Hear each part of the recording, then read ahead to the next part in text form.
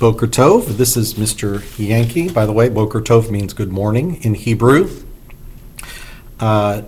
This is my video introduction, the first one of the year for world history, and I was thinking about doing this if I could on a daily basis, but if not, at least on a weekly basis, to introduce to you the topics that we're going to be studying this week, or at least this day.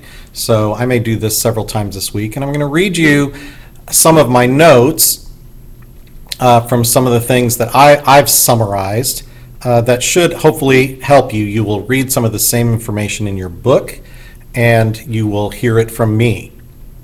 So this I may play this before the whole class, or ask you to just plug in your headphones and listen to this on your Chromebooks at your discretion. I'll upload this to Google Classroom. So that's my plan.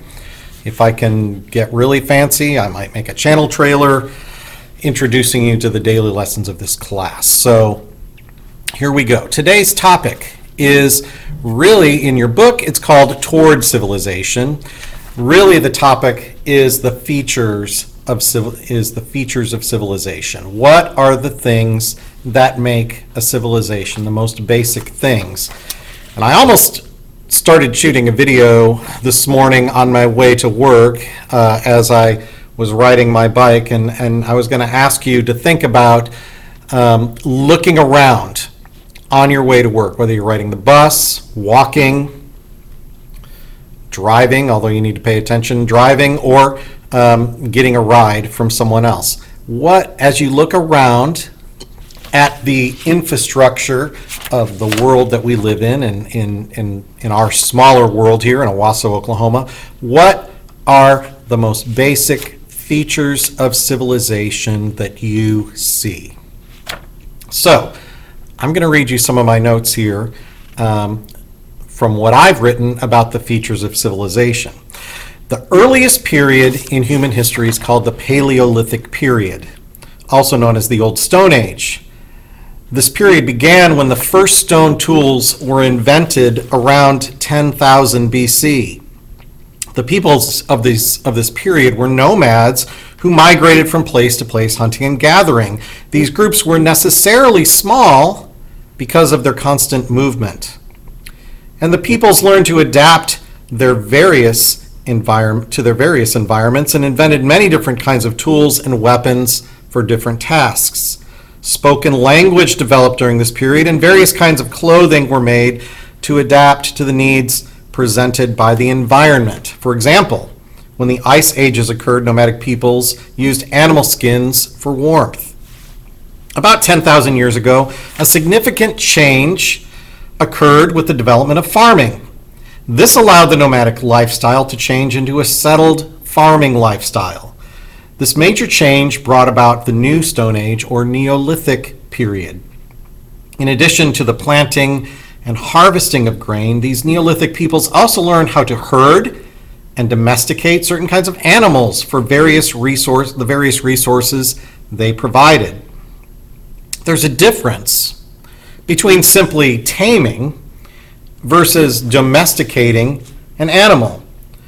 For an animal to be domesticated, one must be able to not only capture and tame it, but also to breed it in captivity within a reasonable amount of time for it to be useful. Horses, cattle, and other herd animals are able to be tamed and domesticated. But some animals are not capable of being tamed nor domesticated, nor both. Elephants, for example, have been captured and tamed for use as transportation and military means in India, and of course in our circuses, but cannot produce offspring until the age of 20. Therefore, they cannot technically be domesticated. Likewise, though zebras are similar to horses, they're extremely territorial and dangerous and were never tamed or domesticated as a means of transportation by Africans. So in contrast to horses in Eurasia, who were tamed and domesticated for the use of the Eurasians, the Africans were never able to do that with zebras. The domestication of animals must also provide for certain needs in settled life. Some animals provide labor, others provide a food source and clothing. Population growth occurred as a result of a settled lifestyle for several reasons. First, since groups were no longer on the move, they could be larger. Also, there was a larger likelihood that the young would survive because of an increased food supply and a regular shelter. Changes in societal structure occurred as well. Women were less equal with men in a settled society. Men emerged as warriors in times of need. And then tribal elders and leaders developed, with men taking the leading role, and although women did not lose all of their influence. So there are 8 things that characterize most early civilizations, and I want you to think about today as maybe on your way home, as you look around and observe. Use your powers of observation. And look for these things that are features of our civilization. And perhaps these are features of civilization, and I know these are features of early civilizations as well. Number 1, cities. 2, a well-organized central government. 3, complex religions. 4, job specialization.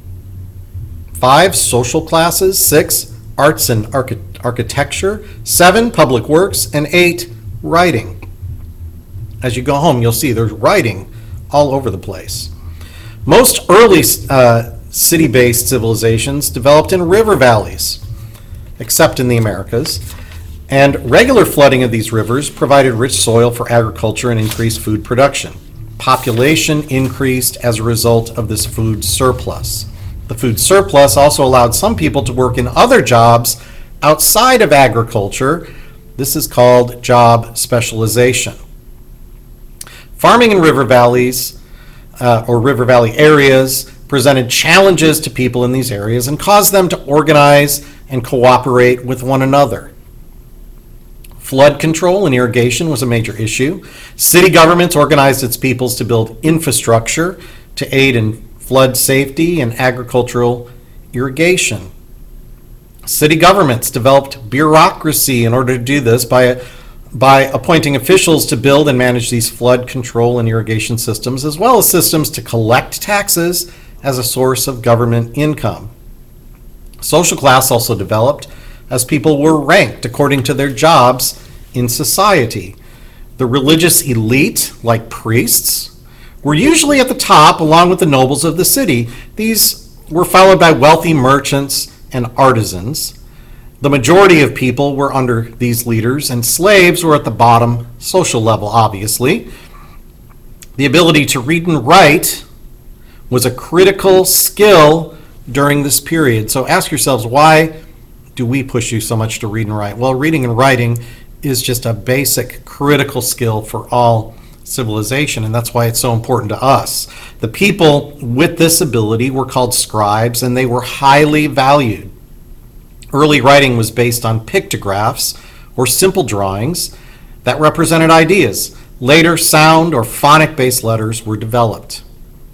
Ancient rulers of these early cities eventually gained more power by conquering regions surrounding their cities and moving on to conquer other cities. They eventually developed into empires. An empire is a group of states or territories ruled by one person or government. Although the process of building empires, many people suffered, unity and connections were established between peoples as well. This helped further the development of civilization.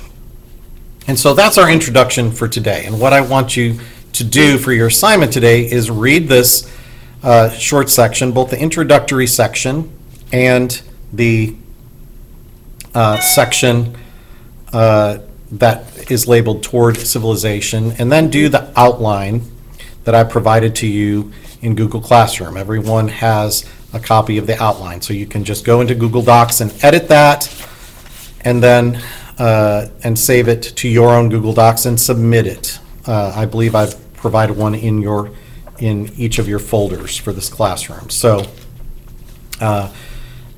do that and submit it to me, and it shouldn't be too difficult because it's not a very long reading. and we will see you tomorrow for the next topic.